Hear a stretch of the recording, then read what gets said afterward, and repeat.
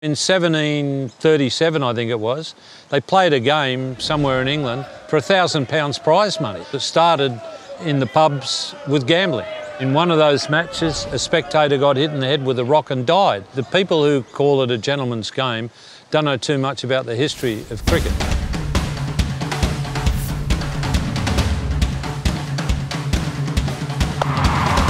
An English legend, Mike Atherton, was caught in the Lord's Test carrying dust in his pocket, and he would put his hand and rub the ball. The Pakistan players were using bottle tops to scratch the ball up. Shahid Afridi, he's biting the ball. The verdict was that I was guilty. It's not the first person who's done it, and I don't think it'll be the last person who will be doing it. It's clear that cricket has crossed the line at times, but one country has tipped it firmly over the edge: Australia. You're doing whatever you can to make sure you can get the opposition off guard. So, you know, some players are more aggressive than others. I'd like to call it banter rather than sledging. From amateur to elite sport, pushing the envelope has always been the Aussie way. Australians had the reputation for being terrible sledgers, for maybe taking things a little too far on the field. I played in the underarm game. That was probably the most amazing moment in the history of cricket in New Zealand, and that it captured the nation. It's one of those things which New Zealanders will never let Australians forget. It was always gamesmanship, and they were hard, and Ricky Ponting's one of my great mates, and I get on brilliantly with Shane Moore and those guys. They pulled no punches on the field. I was bowling and being sledged by the batters, and I remember asking the umpire, shouldn't it be the other way round? Shouldn't the bowler sledge the batter? Great comment from Brad Haddon is like, we don't want to play like New Zealand because they're a bit soft, they're a bit nice. I'd rather be soft and nice and be loved than be hated like every single Australian international cricketer is right now.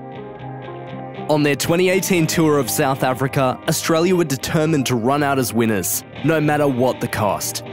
Steve Smith's side created the most shocking incident in cricket.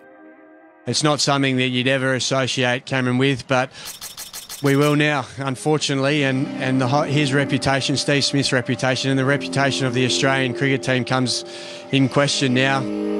We hold the Australian Test captain's job second to the Prime Minister as most important. And unfortunately, when that leadership group brought it into disrepute, they upset a lot of people that were given arm and a leg to be in their position.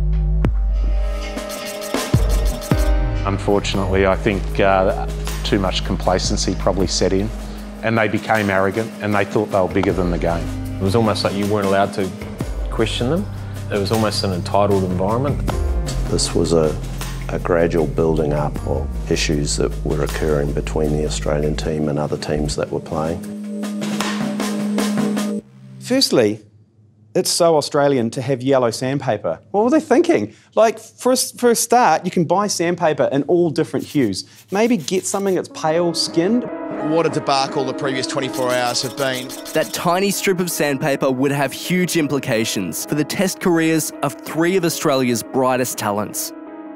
I'll do everything I can to make up for my mistake and the damage it's caused.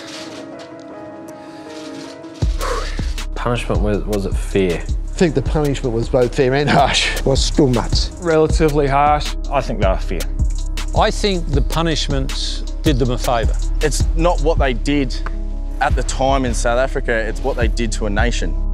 As the great Gideon Haigh puts it in his book, Crossing the Line, no one goes to sleep an honest person and wakes up a cheat. There are all those things that happen along the way. For anything good to come out of it, they all need to really have a look in the mirror and admit to what they did do wrong and try and find ways to make sure that something like that never happens again. Will being hit by one of the heaviest punishments in recent years at least allow Australia to restore its cricketing pride? Watch the ESPN Cricinfo film series at ESPNcricinfo.com.